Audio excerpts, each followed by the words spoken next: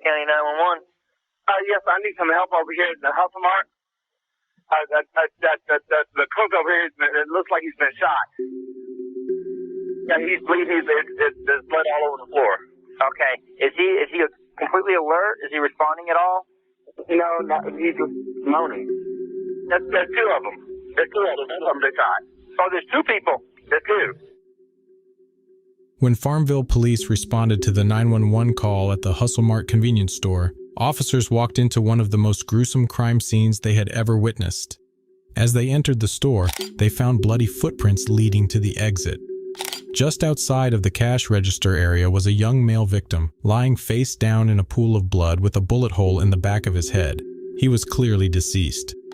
Behind the front counter were two more young men lying face down on the floor, each with a bullet in the head. They were in critical condition and were immediately rushed to a hospital. Homicide detectives from the Pitt County Sheriff's Office were called in and immediately started processing the crime scene.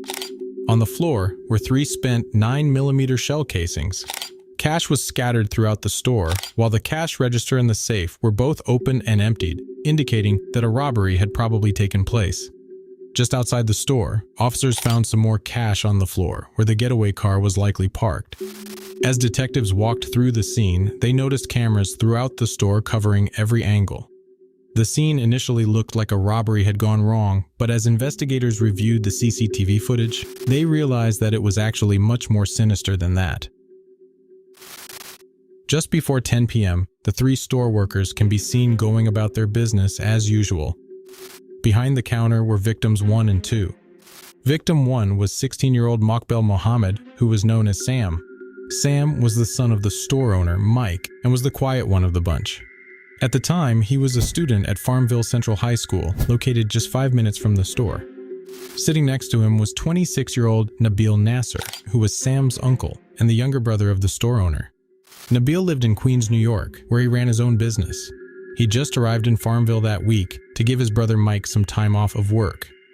Nabil was described as a joker who always found a way to make people laugh. In the back of the store was the third victim, 24-year-old Jaber Alawi, who was Mike's cousin. He worked full-time at the store to support his wife and kids and was mopping the floor while his cousins were closing the register. At exactly 9:58 p.m., Suspect 1 enters the store armed with a handgun that he aimed at Sam and Nabil, who immediately put their hands up.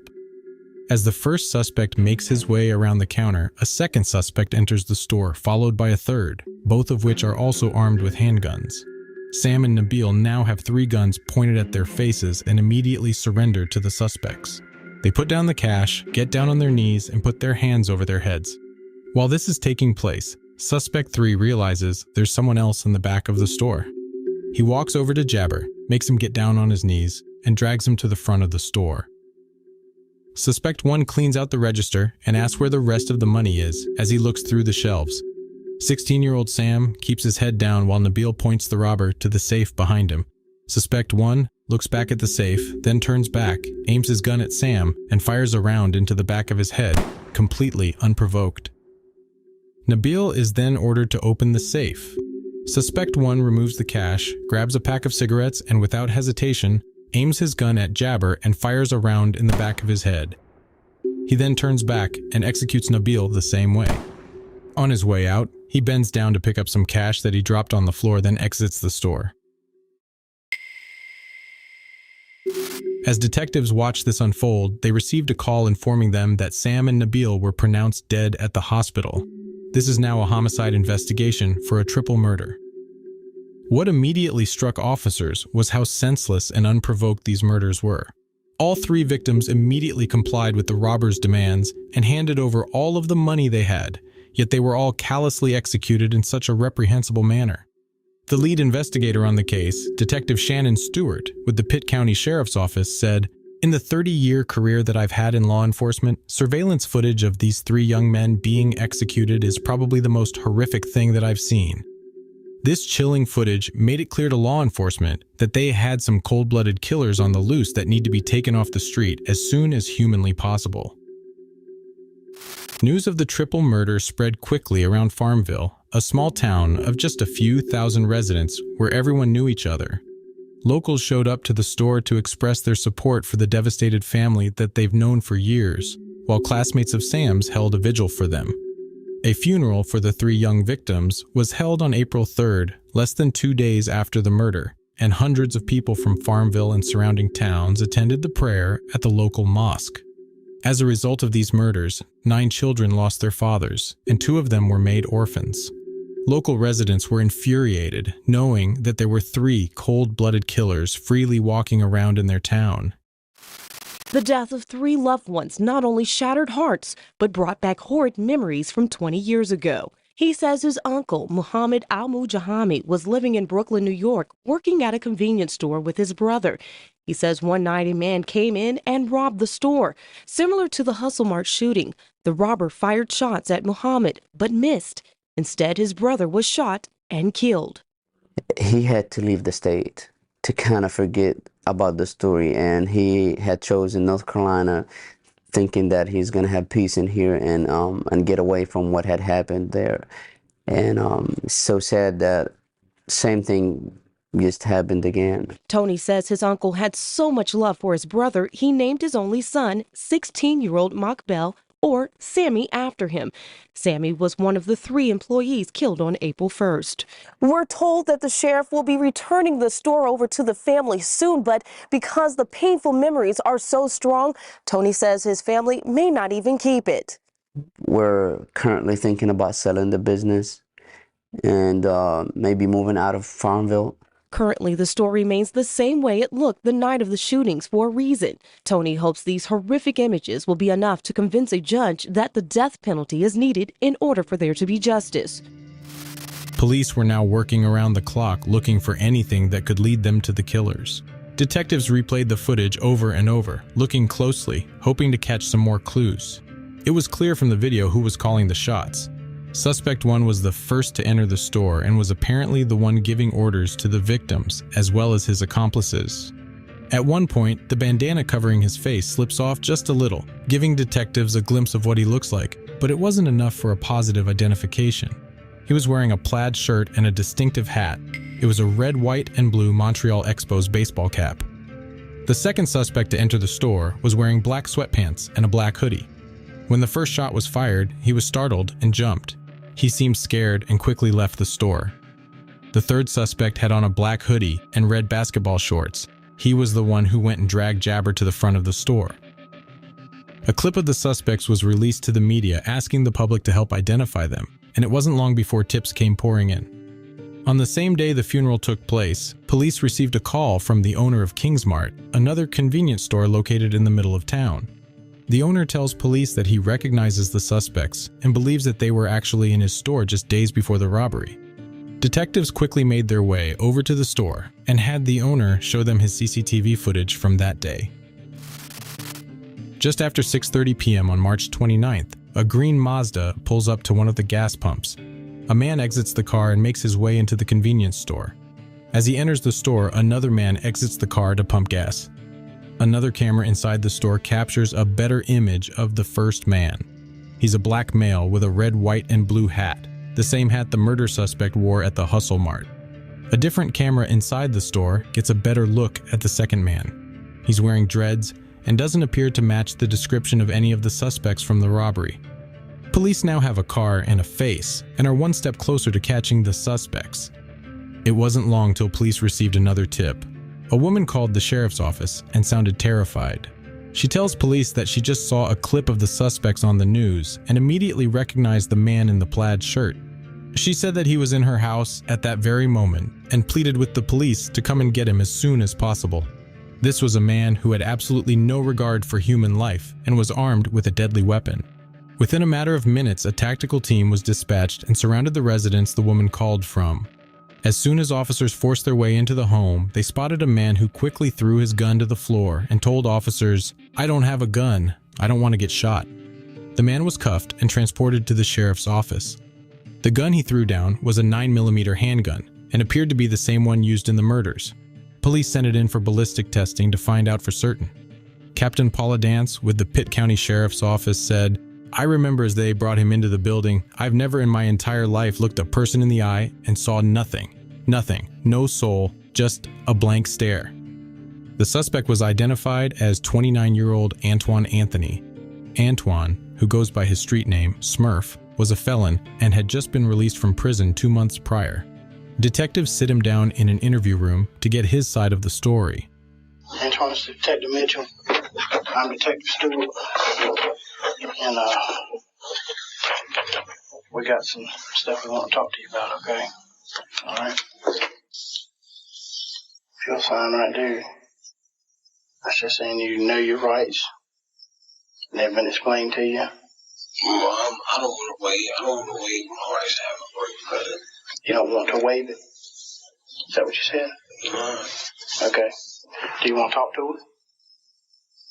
I want to have an attorney present. Antoine refuses to talk to police, but he was not free to go. He was charged with possession of a firearm by a convicted felon and was held in custody while detectives tracked down his accomplices and build their case.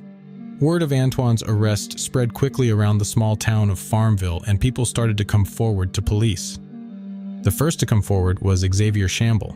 He tells detectives that he was the third suspect in the Hustle Mart robbery. So why is it, why do you think you're here? Why do you think we can talk? This is somebody who's saying something.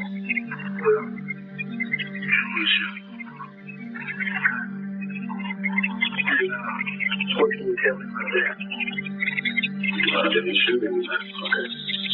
He identifies Antoine as the shooter and gives detectives the name of the third suspect. Who did the shooting?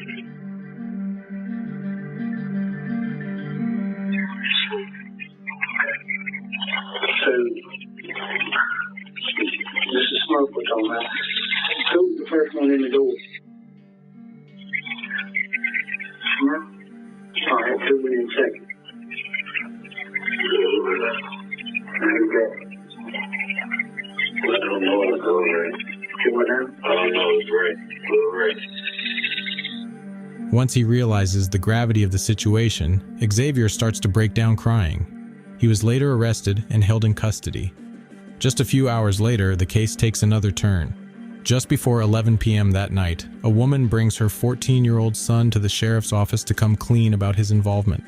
Her son was identified as Raekwon Blunt, the second suspect who was visibly shaken after the first shot went off. Raekwon has some new information to share with detectives. First shot you ran out here. Scared the hell out of you, didn't it? I can see it. If you're so scared, why did you come back? Why? You could have gotten in the car. You could have run down the road. You didn't want to leave your buddies, did you? Raekwon introduces a fourth suspect to the case. His description of the car they used matches the one captured on camera at the King's Mart gas pump. He tells detectives that he only knew the driver by the name of Wicked and says that he had dreadlocks, just like the unidentified man seen on the King's Mart surveillance footage. After putting together a photo lineup, officers were able to find out Wicked's real name. It was Willie Whitehead, a known gang member in the local area. Police quickly locate him and bring him in. You know what happened the other night while we're here? What we're talking about? Yeah, of course I know what happened. If it ain't on the news. Whitehead denies any involvement in the robbery and tells detectives that he was with his girlfriend that night. Out of the blue, his girlfriend shows up at the sheriff's office and tells them that he was with her on the night of the murders. Police weren't convinced. Based on information from 14-year-old Raekwon, officers located the house that the suspects all went to after the robbery and arrived with a search warrant.